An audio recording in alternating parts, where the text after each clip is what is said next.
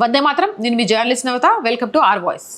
మోడీ అధికారంలోకి వచ్చాక అన్ని మోడీ వ్యక్తిగత విషయాలు తీవ్రమైన దేశ సమస్యలుగా వార్తలుగా మీడియాలోను సోషల్ మీడియాలోను వైరల్ అవుతున్నాయి. ఎందుకంటే మోదీ చేస్తున్న పరిపాలనను విమర్శించడానికి ఈ దేశంలో ప్రతిపక్షాలకు ఏ ఒక్కటి దొరకట్లేదు.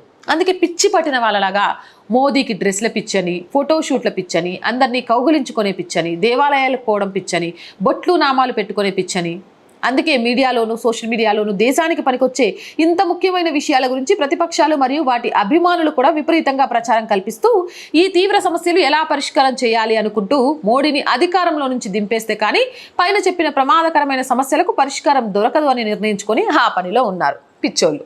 దేశంలో ఇటువంటి ఇంత తీవ్రమైన సమస్యలు గతంలో ఏ ప్రధాని కాలంలో కూడా ఉండేవి కాదు.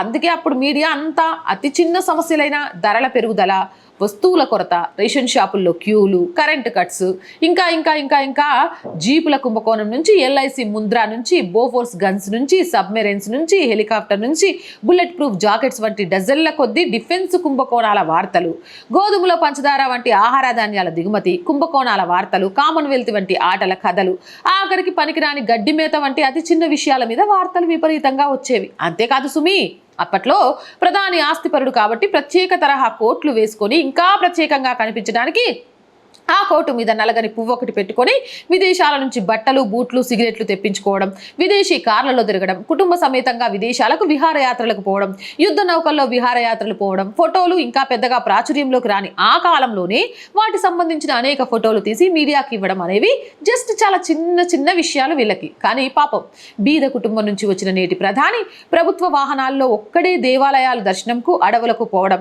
తరచుగా మంచి బట్టలు వేసుకోవడం దేశానికి హాని కలిగించే చాలా ముఖ్యమైన వార్తలు కనిపిస్తున్నాయి వీళ్ళకి. అలాగే అప్పటి ప్రధాని మంచి సంస్కృత విలువలు ఉన్న ఉన్నత ఉదార కుటుంబం నుంచి వచ్చాడు కాబట్టి కుటుంబేతర స్త్రీలతో విచ్చలవిడిగా తిరుగుతూ పబ్లిక్ గా కౌగలించుకుంటూ స్విమ్మింగ్ డ్రెస్సులో గుర్రాల మీద ఫోటోషూట్లు తీసుకోవడం, అవి మీడియాలో రావడం దేశ నాగరికతకు గొప్ప గర్వకారణాలైన వార్తలు. పాపం నేటి ప్రధాని బీద కుటుంబం నుంచి వచ్చాడు కాబట్టి ఈ సంస్కారం లేకుండా దేశ విదేశీ మగ నేతలను సిగ్గు లేకుండా కౌగలించుకొని దేశం పరువు మంటగలుపుతున్నాడంటూ ఈ మీడియా రాస్తున్న కథనం. సిగ్గుండాలి. మోర్ వీడియోస్ కోసం ఆర్ గ్రూప్ ఆఫ్ ఛానల్స్ని వెంటనే సబ్స్క్రైబ్ చేయండి. రోజు చెప్తుందేనండి, R voice, R political, R Sanskriti, 3 మన ఛానల్సే. So please subscribe our channels. Content బాగుంది అనిపిస్తే లైక్ చేయండి, షేర్ చేయండి. అండ్ ప్రతి వీడియోకి సంబంధించి మీ అభిప్రాయాన్ని నిస్సంకోచంగా కామెంట్ చేయండి.